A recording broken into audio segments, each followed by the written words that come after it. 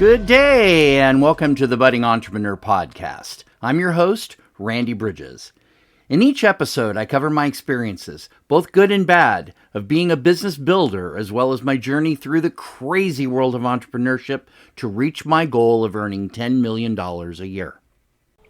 All right. It's episode 123, and we are on November 23rd of 2023, which is kind of funny. The numbers are the same. But this is also Thanksgiving. So I wanted to wish everybody a happy Thanksgiving before we dive into our episode this week. Yes, I even record on holidays. Got to be consistent. If nothing else, got to be consistent. So looking at this week, we're about ready to wrap up the month. I've made some adjustments as I head into the end of the month. And we're still doing our books, $100 million offers. I actually want to flip this around. Boss Moves by Myron Golden, I already finished. And it's a great book, easy read, lots of very good representative ideas to keep you in time for everything that's happening in your life. The $100 million offers, I kind of brought that back up to the top. Number one, because I saw a video from Alex Hormozi talking about the things he'd do in 2024 to get to $1 million. And it was a good review. It was lots of different parts. He had 3 different tranches that he would go through. It's an easy video on YouTube to find. If it were me, I would definitely bring it to the top of my list and start enjoying watching that. There's a lot of good information in it. It's a fairly extensive video. And so make sure you prepare yourself for something more than 15 or 20 minutes. I think it's almost an hour. But it's a great video. I went ahead and referenced back into the book $100 million offers, partly because a lot of what he's talking about is dealing with your offer. And there's a lot of good pieces to it. Definitely go ahead and start reading. Expert Secrets by Russell Brunson. Also digging in that further, trying to wrap that one up. It's gotten to the point now where I'm kind of bouncing between these books a little bit to keep my interest up and going, because there's so much information in both of the books for Alex Hormozi and for Russell Brunson. And when you combine someone that's a mover and a shaker like Myron Golden, a lot of things, to keep in your mind. This month, we're still working through our marketing KPIs.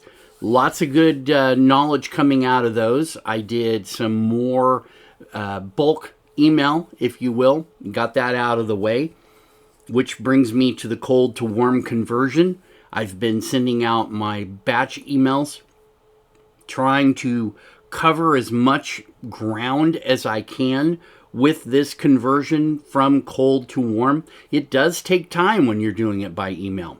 So I'm bringing in a couple of different factors. One of them is a lead generation service that's being offered through the consulting launch kit. And so I'm taking advantage of that. That's designed to bring in people of a more interesting nature through social media. And so that's one change. I've also been dealing with a consultant, working with him to bring him into the fold here, to bring in a little bit of the farming aspect of sales, where we've got the marketing has been going well. Now we need to focus on the sales side of things. And that's that conversion factor that you want to try to get people drilling down through your funnel and get to a point where you only need to generate basic interest. Still on The Traveler's Gift. If you haven't read it, definitely go through it. Some of the pieces of it are very difficult to incorporate into your life. Some are very simple, but the idea being you want to try to take as many of the lessons as possible as you can. Look at your life real carefully and decide how you want to handle that. This week and last week, we moved into a new category here, if you will. I'm revisiting the consulting launch kit. I've gone back and started going through all the curriculum. I've started going through all the different modules that are there. I have really three goals in doing this. One, I want to improve my mindset. That's just a simple thing that you have to be able to do. And we'll talk a little bit later about some things that are happening that are providing me a bit more of a mindset change. I also want to tighten my offer. Kind of like why I went back to the Alex Hormozi processes. The offers, if you can incorporate a really simple process of creating a dream outcome, incorporating time and effort by reducing those, and then deliver a more specific outcome that somebody can really rely on, right? Their chance of getting this is going to be higher. This little formula is very, very critical to your offer success. So that's why I want to go back into the consulting launch kit and get a chance to tighten this offer and also get a lot of new nuggets. The things that when I was going through the program the first time, I was not really skipping over them, but they didn't have the kind of impact that I now know they should have. And so when you get your perspective of going through a program, and you start working with your offer and you get out there, this is where getting these new nuggets to remind yourself improves your mindset and also tightens your offer. Now, last week we talked about Eric Partaker and his KPIs for CEOs. This is from the Ultimate Success Sheet. Last week we talked about personal KPIs. This week I want to talk about leadership KPIs, and you're going to see this as a bit more of beyond what it is you're doing and more into your overall impact that you're able to provide with your company. Number one is a 360-degree feedback. That seems pretty obvious, but if you don't invite feedback, you're never going to get it. An employment engagement score is number two. That's key as well. And number three, retention rate. See, we've now gone out into the teamwork aspect of things. We've gone to the next level. Succession planning is number four. It's not just about you and what you do with your company. It's what happens to your company when you either outgrow it or you're simply ready to move to the next level and take your company with you. So you have to have a succession plan in order to achieve that. Maybe you're going to sell. Maybe you're going to give it to your kids. Right? There's so many different things that you can do. Number five, your leadership development ROI. What kind of development are you getting back as you go through your leadership?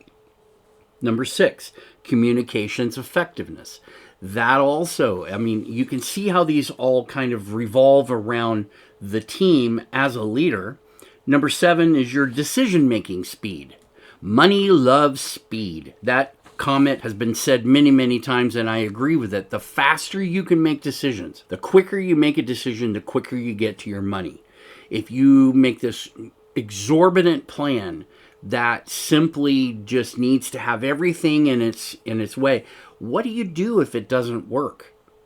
You've put a lot of time there into something and you got nothing from it. You have no market feedback. You have no teamwork feedback.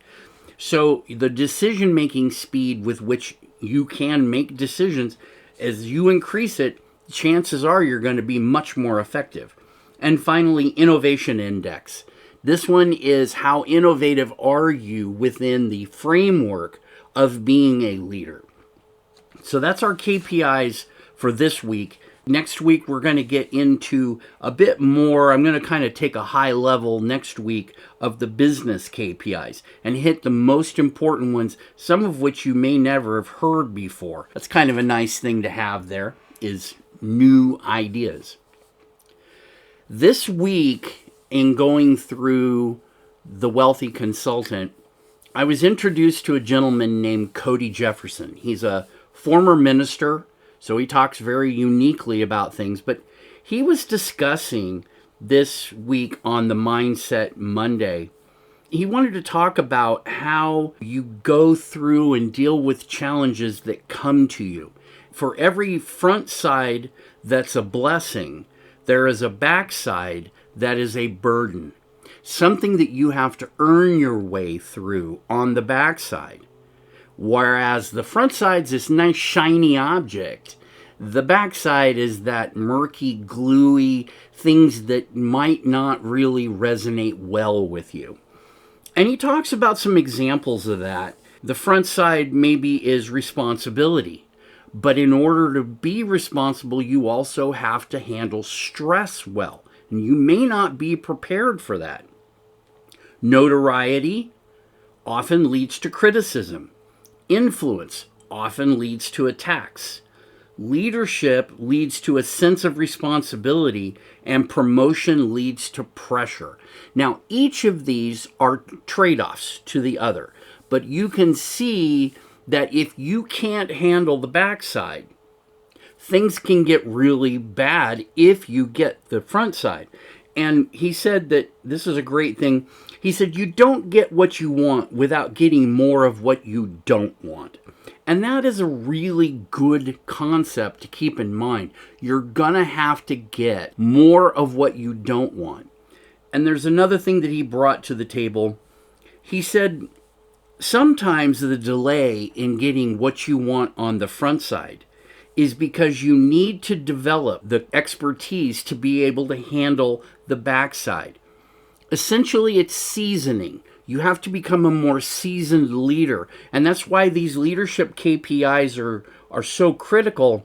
How are you measuring your inputs to your team, and what are you getting as a result? This was a great topic. If you've never heard of Cody Jefferson, you might want to go ahead and grab a few things to just pull out your day and say, hey, you may not like the book that he reads from, but his concept is be willing to accept the sayings and the concepts that come from it, whether you like it or not.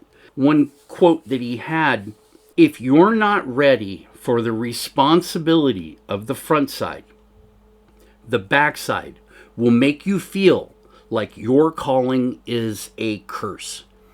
And I can recognize that because many of us have that backside, the results of what we do, and we're not ready for the front side, let alone the backside. So that will drag you down, create a lot of problems. You want to really think about, essentially, as he puts it, speak into existence that which you have been made for.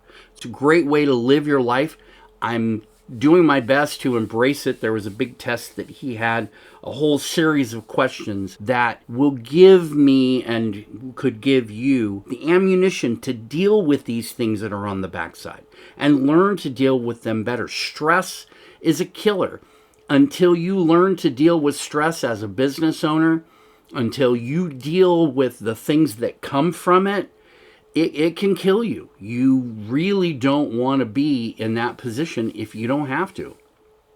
So that's going to be a short one this week. We're going to go ahead and head on in. I got my turkey sitting in the refrigerator. Everything's ready to go. It's about 10:15 in the morning.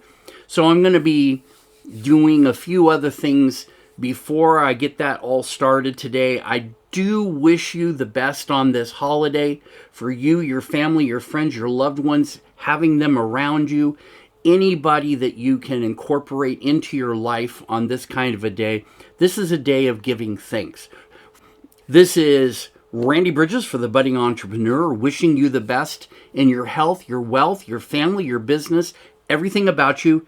Take care. We'll be back next week.